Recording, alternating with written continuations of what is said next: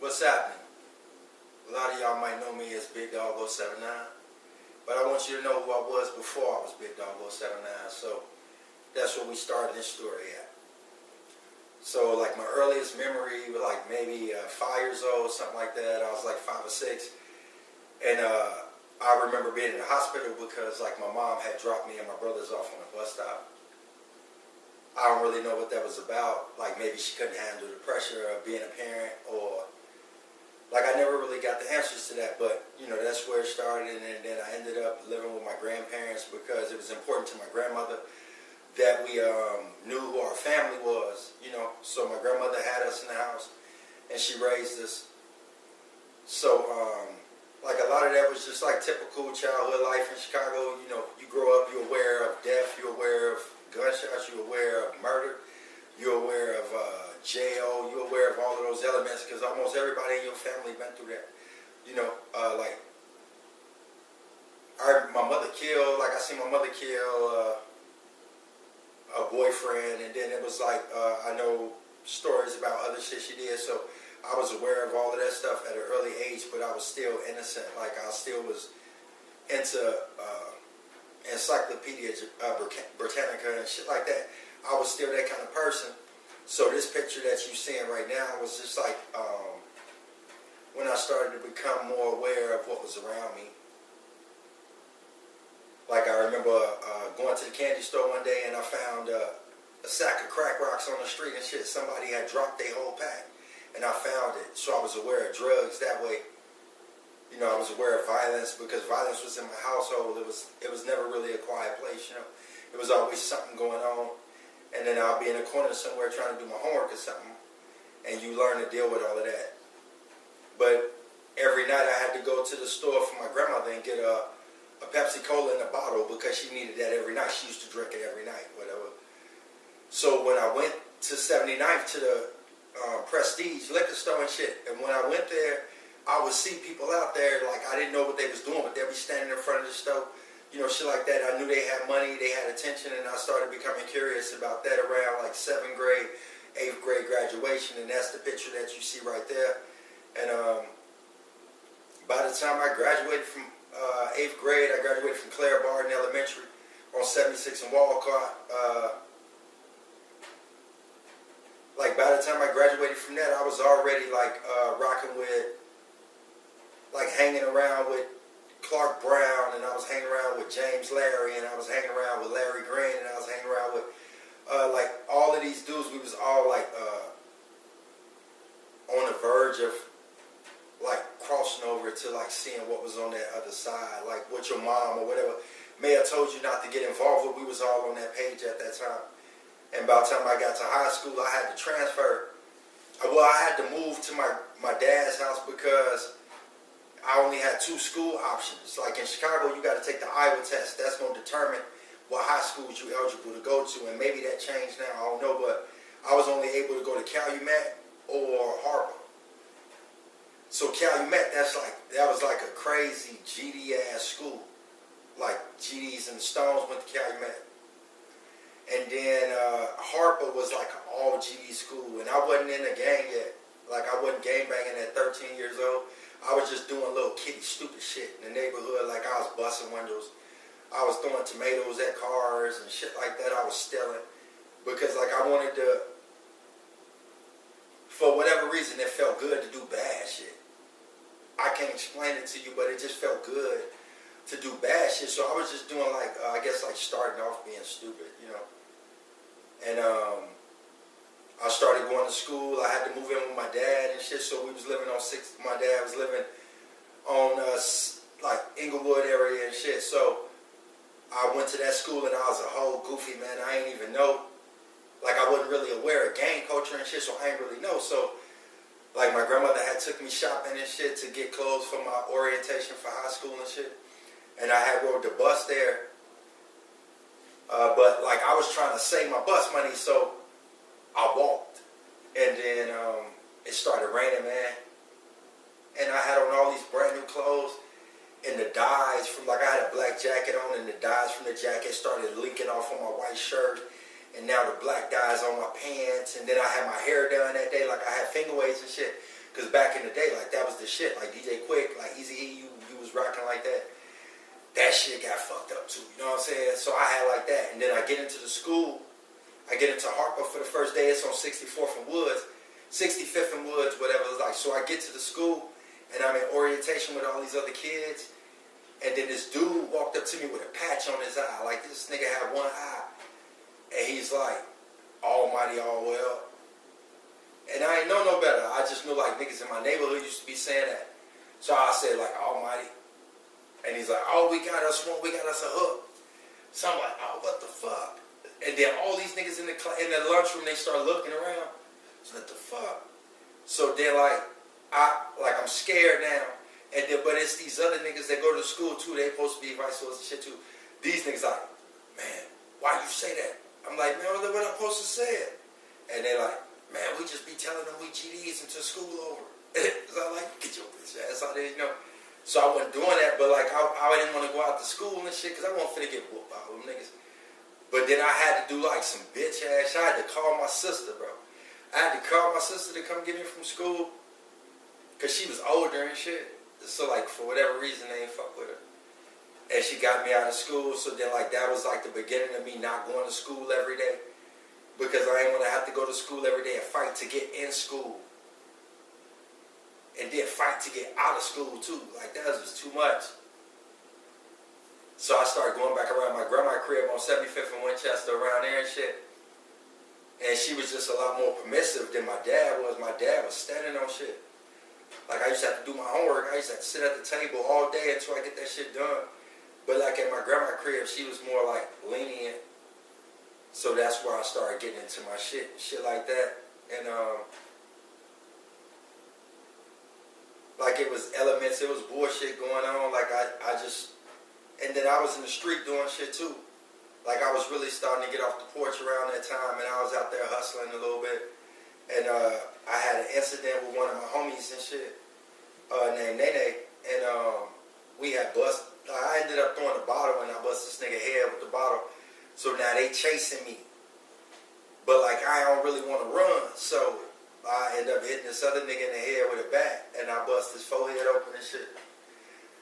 So like they getting back at me by busting my grandma's windows out and shit.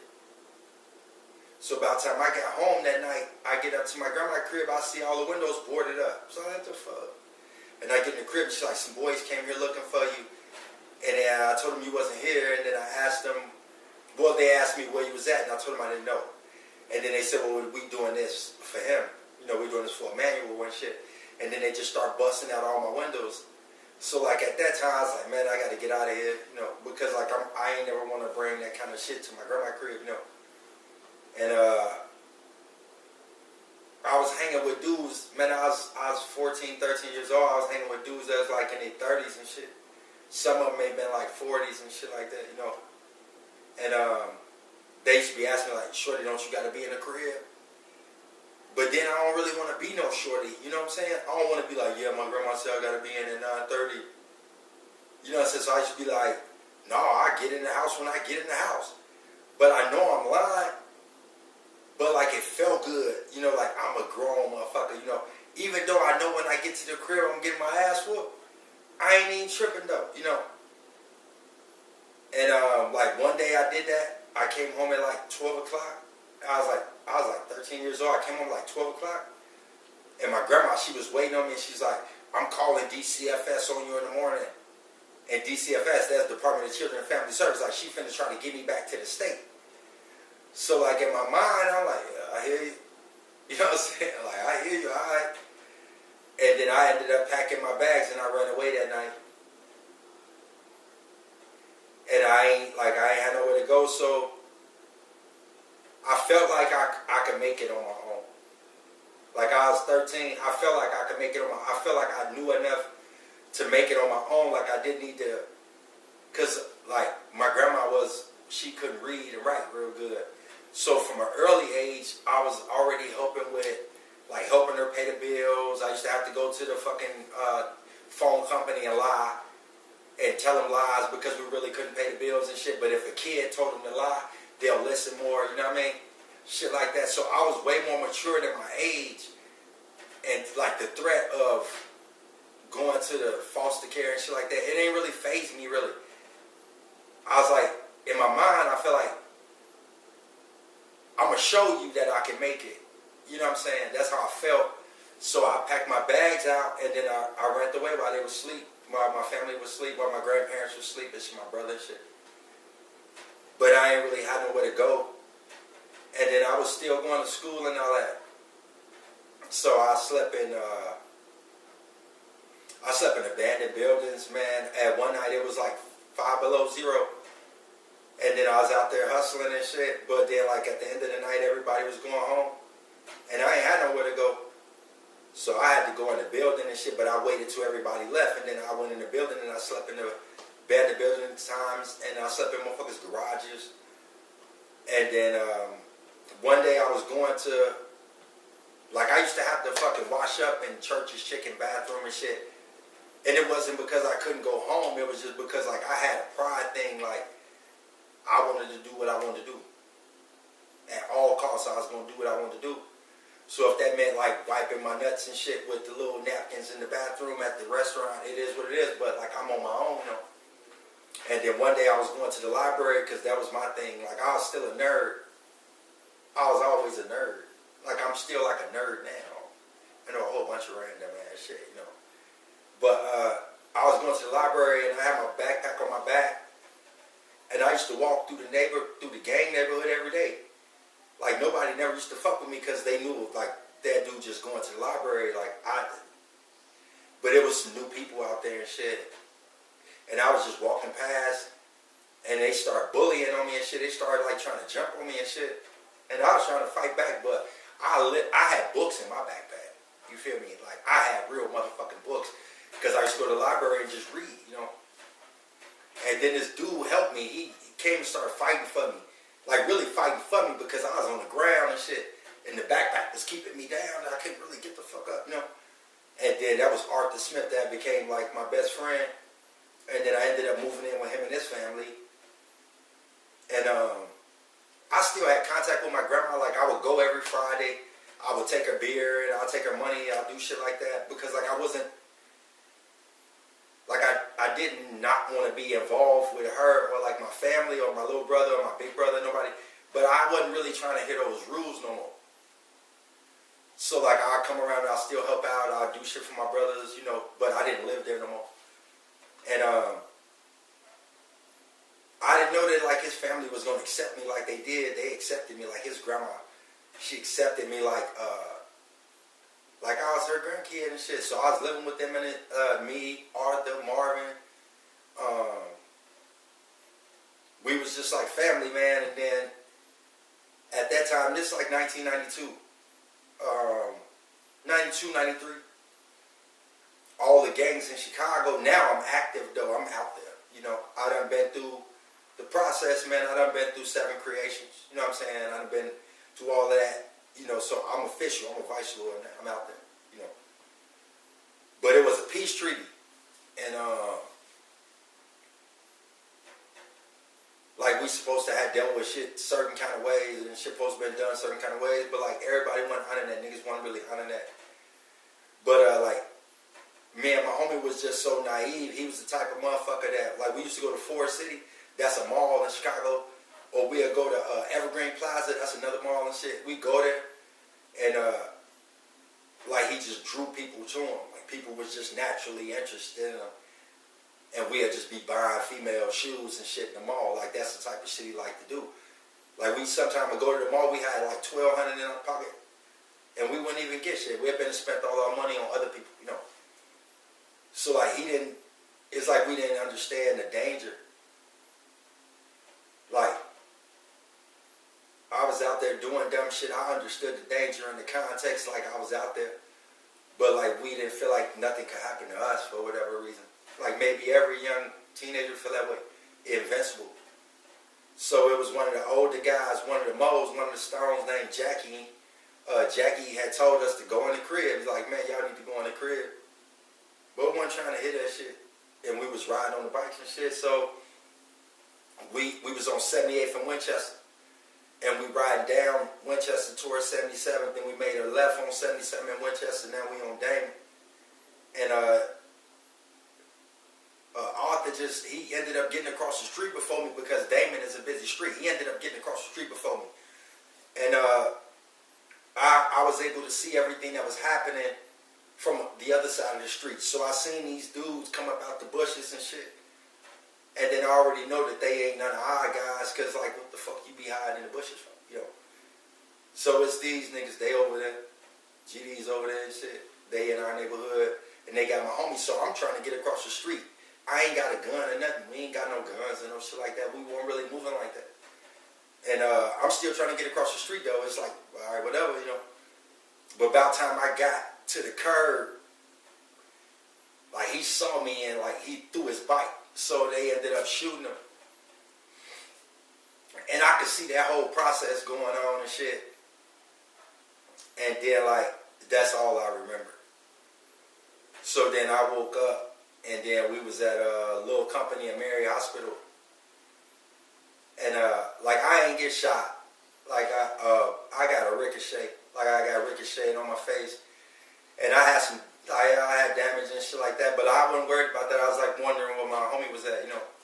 And my grandma told me that he was in another room having a surgery and shit.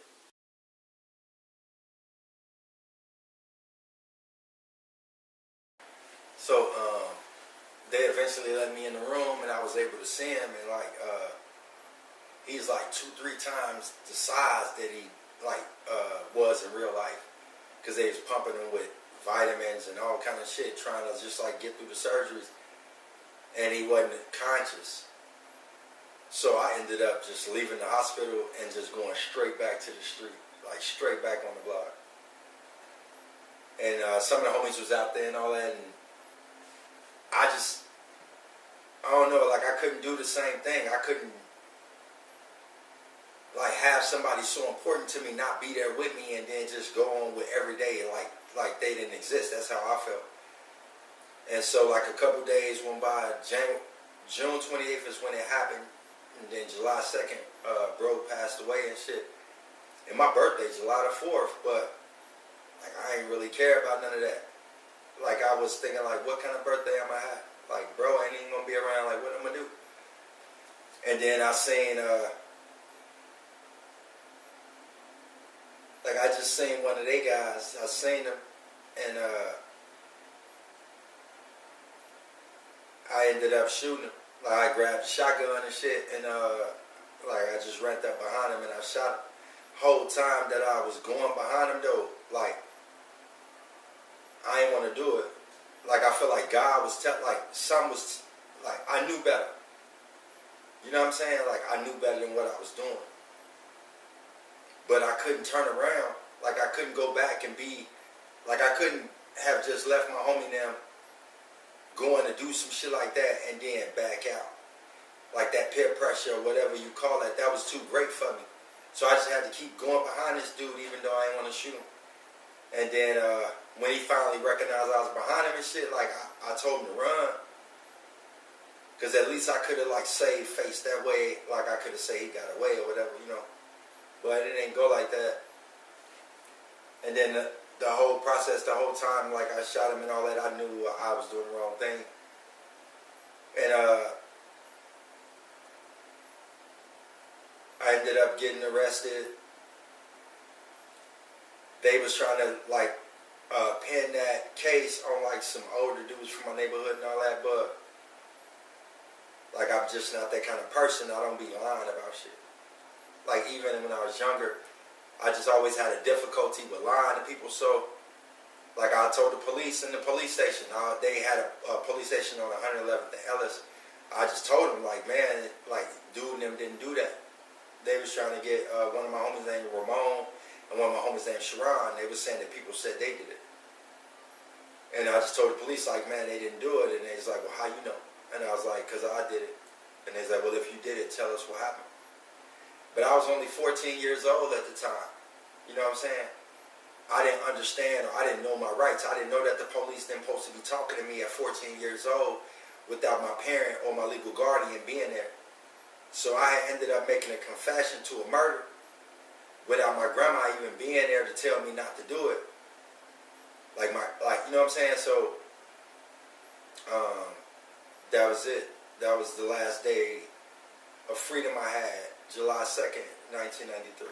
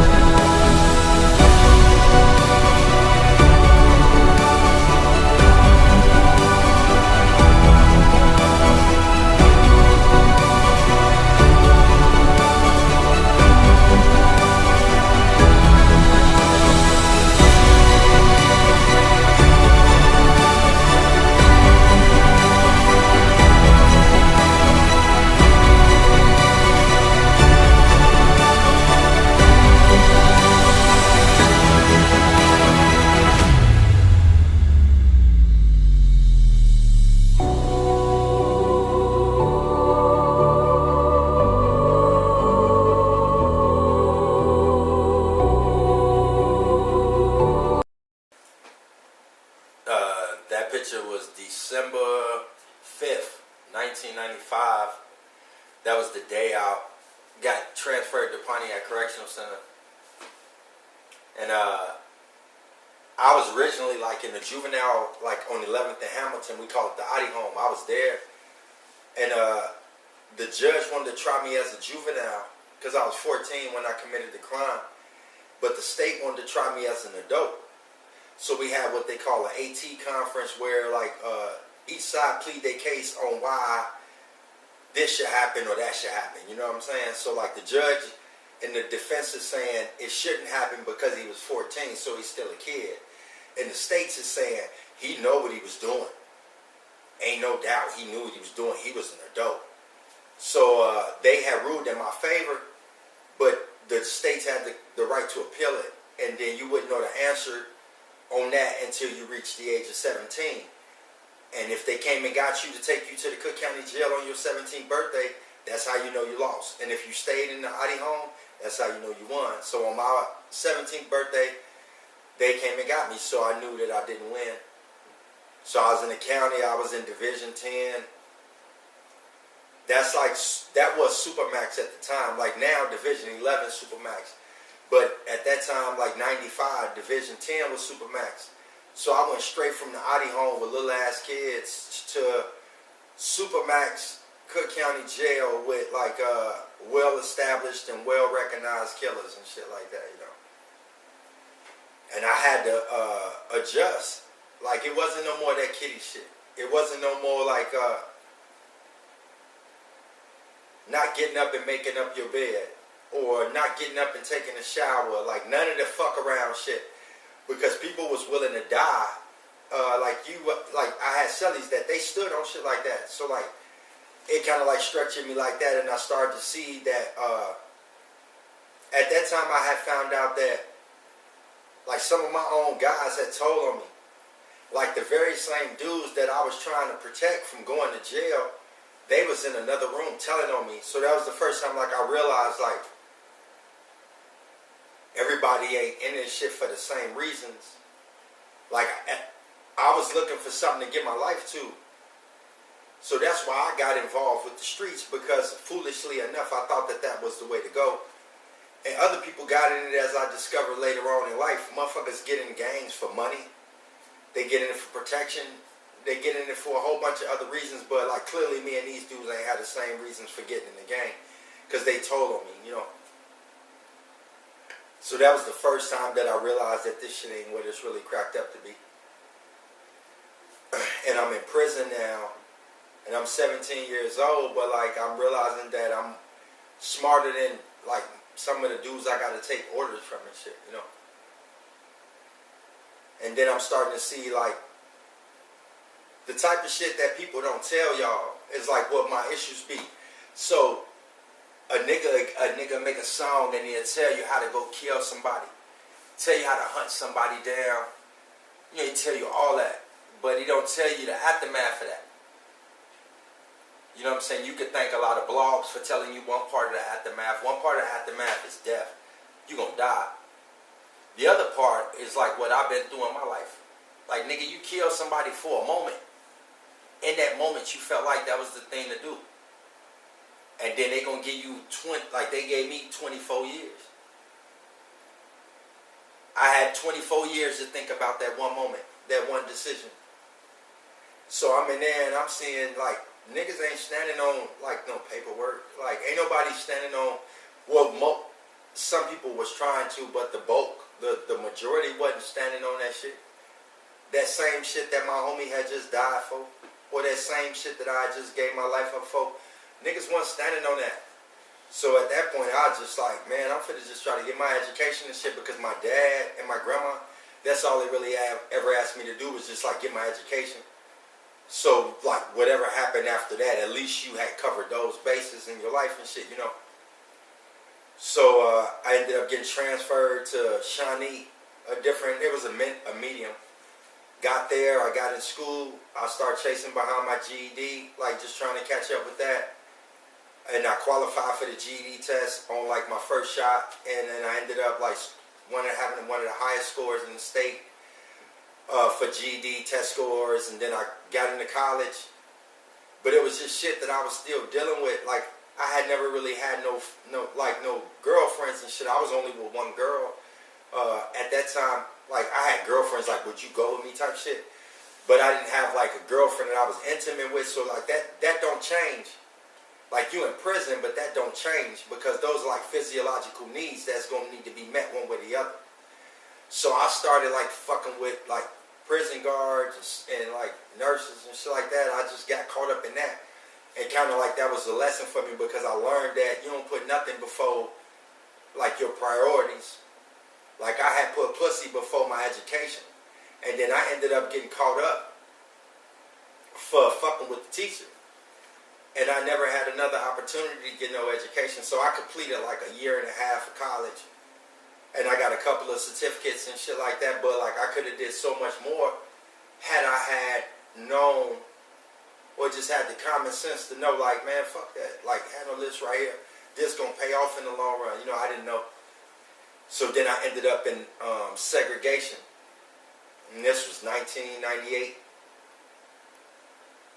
and I was in there, man, from 2000 I went initially in 98, I did a year, and then I got out, and then I went right back like a couple weeks later, I did another year, so that was 99, 2000, and then I got out in 2000, and then I ended up going back in 2002, to the hole, and I was in the hole from 2002 to 2016.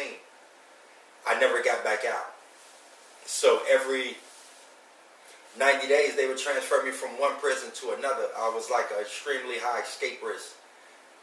I never tried to escape, but I was extremely high escape risk, like the highest classification you can have in the state. And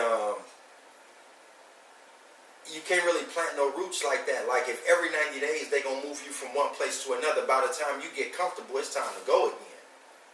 So you just caught up in the middle of that. Like, so I was doing that, and like none of my family besides my dad was always there for me in his own capacity, the way he wanted to be, based on what I did. Because here go a man that asks you to do something, like to try to stay out of trouble, respect the law, respect the rules, respect my household. And then you don't go along with that, like, why the fuck would I support what you doing? Like, had you done what I asked you to do, you wouldn't be there. You chose your own path, so you should be having that part figured out. You know what I mean? That's kind of like the conversation he had with me.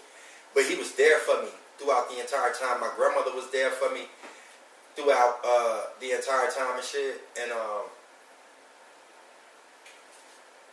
like the first big loss I took in prison, man, like my grandma died.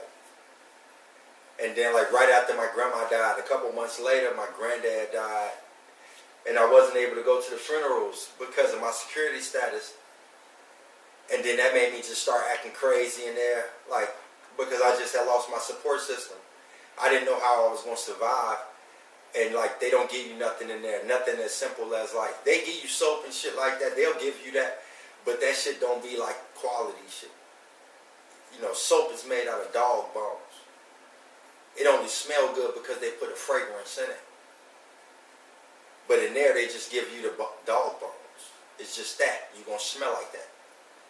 So don't nobody want to use that. You know, you want to use Irish Spring or some shit, so you need some money. So I started going crazy because, like, I didn't know how I was going to survive and shit, you know. And then, you know, I just ended up in that, like, I ended up in the hole. And that's something different because that's 23-1. So for 14 years, you put it, like, I was 19 years old at the time, something like that. And then you put me in a room by myself for 14 years where I can't talk to nobody. Can't nobody talk to me. Like, I can't see outside. You know, I can't do none of that. I'm just in a room by myself. Because I did some shit that violated prison rules, you fucking me up mentally. You know what I'm saying? So I went through that for that amount of time, and like, I don't know how I survived that shit.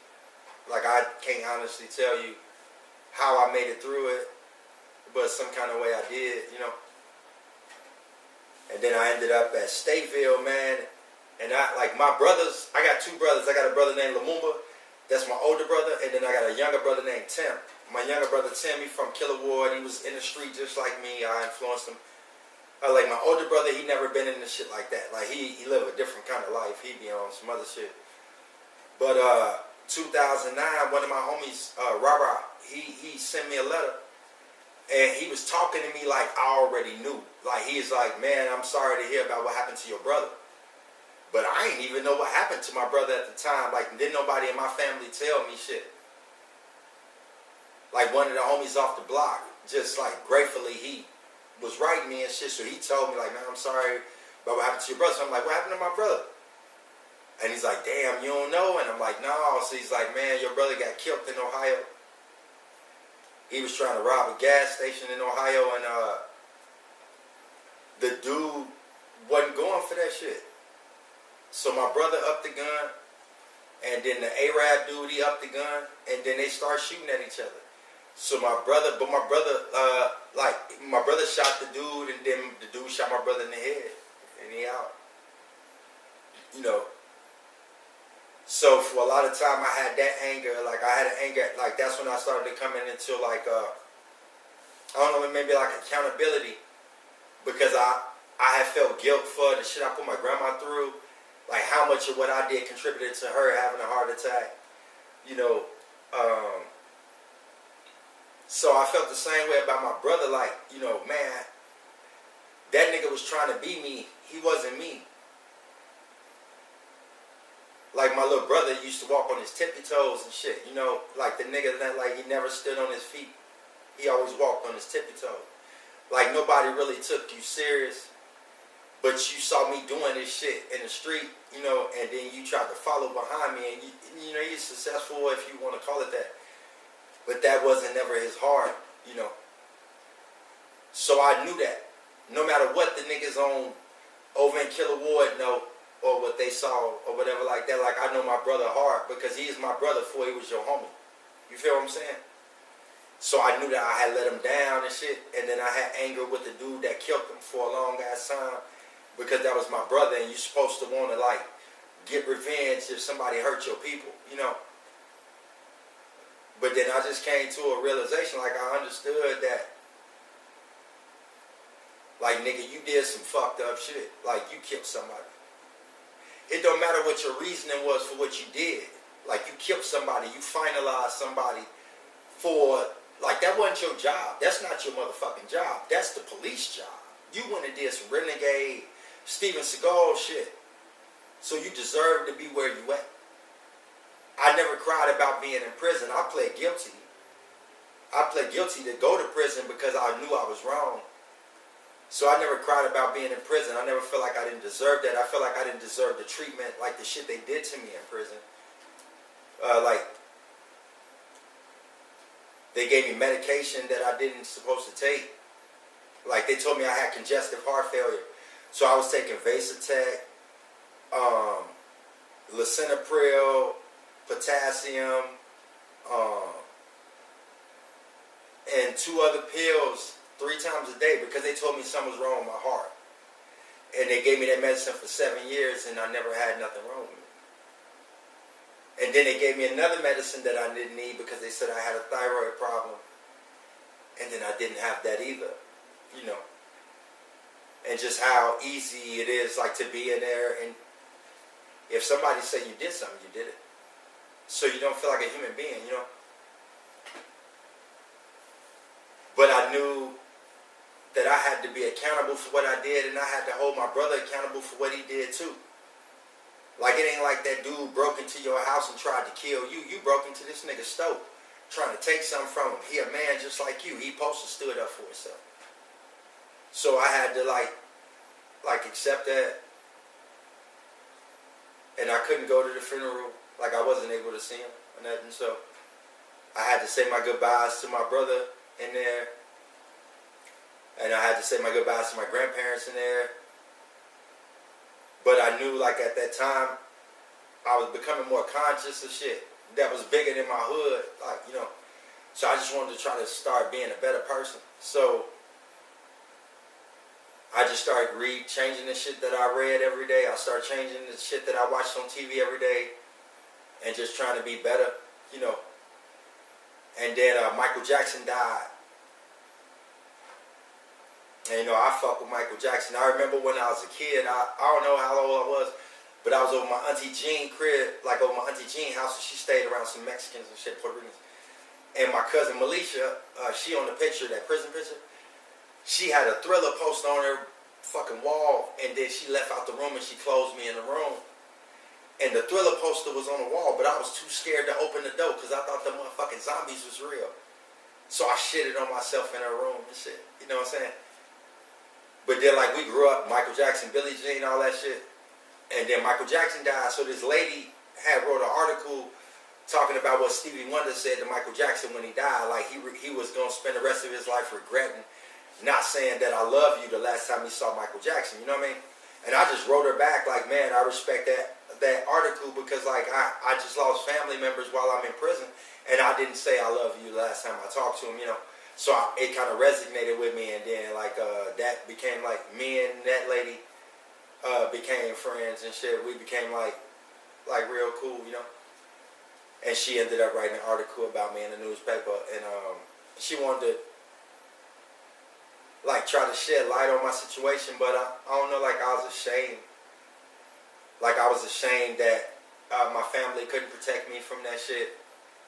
Like far as like the police getting me like they did, I was ashamed of that. I was ashamed that we was too poor to legally fight that because we legally had a case. Like they never supposed to did that, you know. That's the United States Constitution say that. You feel me? But we couldn't afford that. We ain't had no money for that, you know. So I was telling her like, no, don't. I'll let you know when I'm comfortable enough to talk about that, you know. And then she ended up writing a article about it anyway, and like I reacted bad.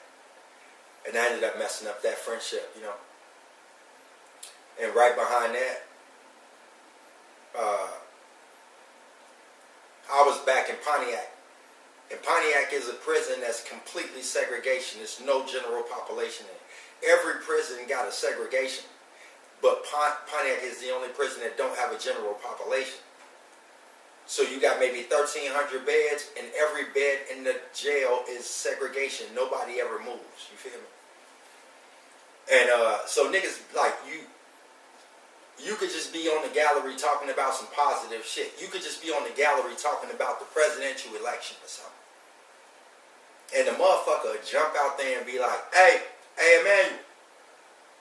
And, like, I'm responding because I'm thinking, has some constructive shit to what I'm talking about.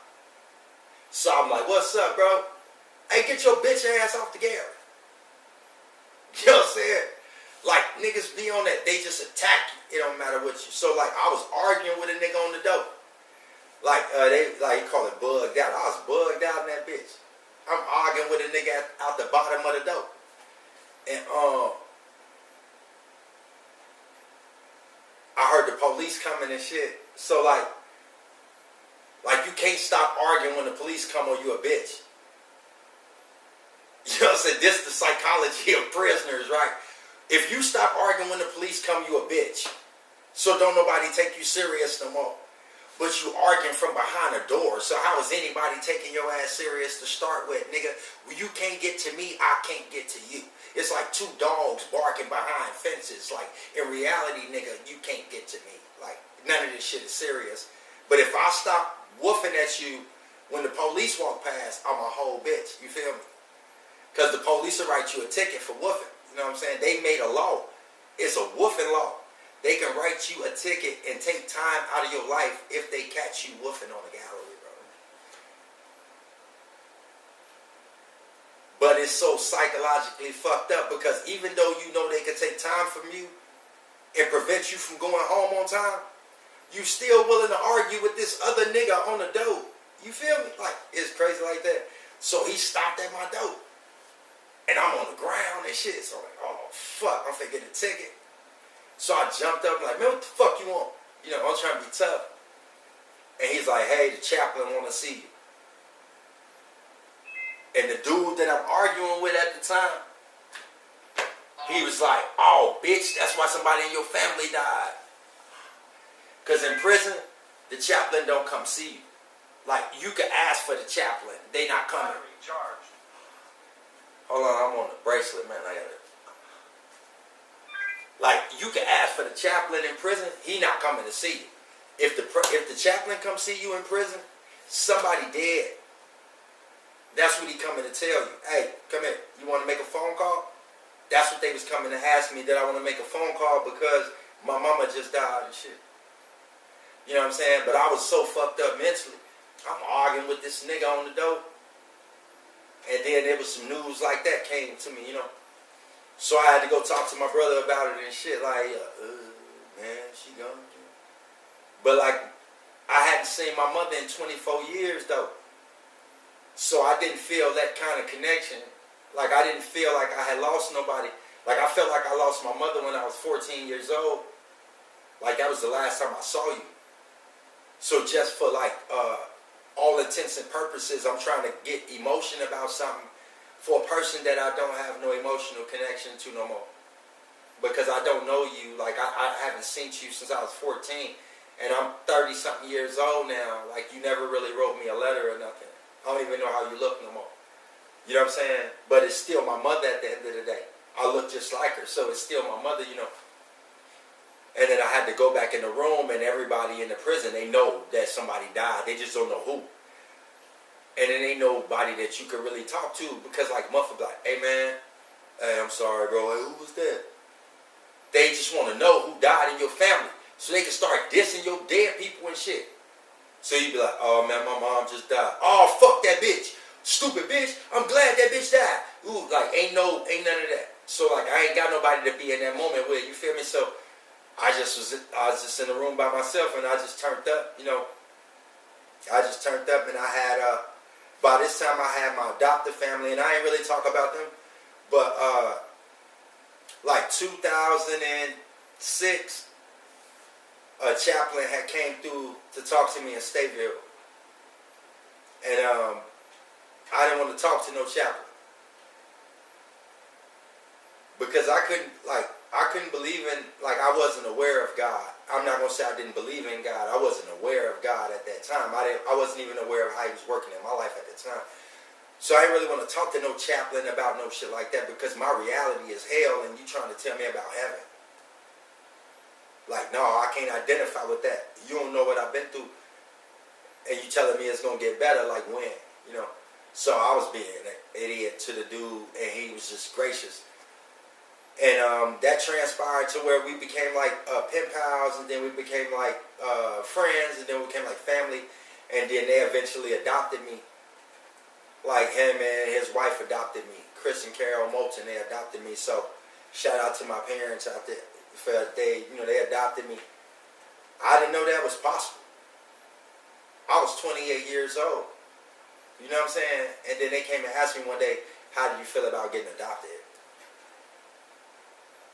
And I was like, that would have been cool when I was like 12 or some shit, because who be adopting grown people? What? That's like going to the pound and getting a grown dog. You don't do that. You don't get no grown dog because they already got their own ways. You want to get a younger dog or you want to get a baby if you want to adopt so that you can shape and mold that baby into the person that you think they should be. You don't go get you know what I mean? So that's like kind of unheard of, and I didn't even know it was legal, but it's legal, And I made the decision to go along with the adoption because I was just thinking about my options in life. Like, that's when I became aware of God, because I was like, ain't no way like this could have came about like that unless like that was God doing that, because like it was just too weird.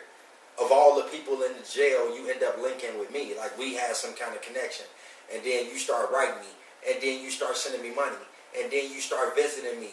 And then you introduce me to your wife. And then you introduce me to your kids. Like that's too many sequences of good fortune. Like luck don't happen like that. You know what I mean? And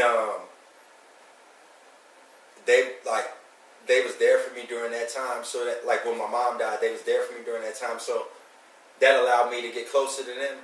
And I made the decision to go because like I didn't want to go back and like by this time 2006, man, I already know that gang shit lame as fuck. Like that shit ain't real, bro. That shit is fugazi because like, alright, so if you being conscious, right? Because I'm a conscious motherfucker. Alright, so what's the difference between a white man coming through your neighborhood on a horse with a cape on, killing your people, and your next door neighbor killing your people? Like, should I be okay with anybody killing my people? I don't want no motherfucker killing my people. You understand what I'm saying? So how is gang banging any better than like Ku Klux Klaning or some shit? Like you all doing the same shit. You destroying my people. So if you genuinely care about your culture, you care about being a black man, then like you can't really support that. Like I'm gonna sell drugs in my neighborhood to help my neighborhood. Not really. You're not really helping your neighborhood. You feel me? So like that's when I knew I had to separate myself from that shit. Like that ain't that. Like I can't been sat in prison for 24 years and make music or make videos or tell stories where I'll lead anybody to think that shit cool. That shit ain't cool. Ain't no winning in that shit. I understand, like, my best friend got killed. At that moment, that was the end of my world. You know what I'm saying? Like, I went back to my grandma's crib, even though I hadn't lived there in almost a year. I ended up going back there when my best friend died. It didn't even feel like home no more. So I snuck back out the house to get right back on the street. You know what I'm saying? Because it meant that much to me. Like, that's the danger of, like, like teenage emotions. They so powerful that you can't go against that shit a lot of times. When you're a teenager, you don't really have no control over that shit. And then, like, I went to college when I was in prison, and I took psychology because I wanted to understand, like, how could a mother abandon a child? Like, how could a dad not want to be connected to their child? What is the drive in young boys that make them join gangs? Like, that's the type of shit I wanted to know, because that was going to help me better understand me and, like, my family and shit, you know. So you, like, I don't fault no teenager for being a teenager. But, like, that's a dangerous ass time. And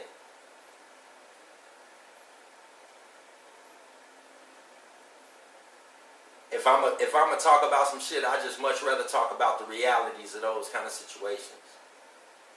Like, you first go to prison, the first thing you gotta do, you gotta go in the garage with like 150 shower heads, get asshole naked. It's 150 of you niggas in there. You gonna do that, or they gonna beat your ass. You know what I mean? And And then from that, you in a room with another man, you know. You're going to be with that man until you go home. That man going to be in a room with you until you go home, you know. And if you care about your family, any of that kind of shit, bro, you can't make certain decisions because them people don't get away from the drama. Like, my grandma was locked up when I was locked up because her whole life was revolving around what the fuck I had going on in jail. You know what I mean? That shit ain't what's popping, and I realized that, and that's what made me, like, look at the option to come into Sheboygan as opposed to going back to Chicago. I could have went back to Chicago and tried to jump in any lane that's available in Chicago, but I already see past that shit. Like, I seen the same niggas coming back and forth to jail. I seen niggas go home, brag to me about going home, come back with natural life, and then, like, need me to be a friend to them when I'm going out the door. So I already know ain't nothing there. So that's what made Wisconsin more, like, of an option to me. And, like, I'm forever going to be grateful to them for that. You know what I'm saying?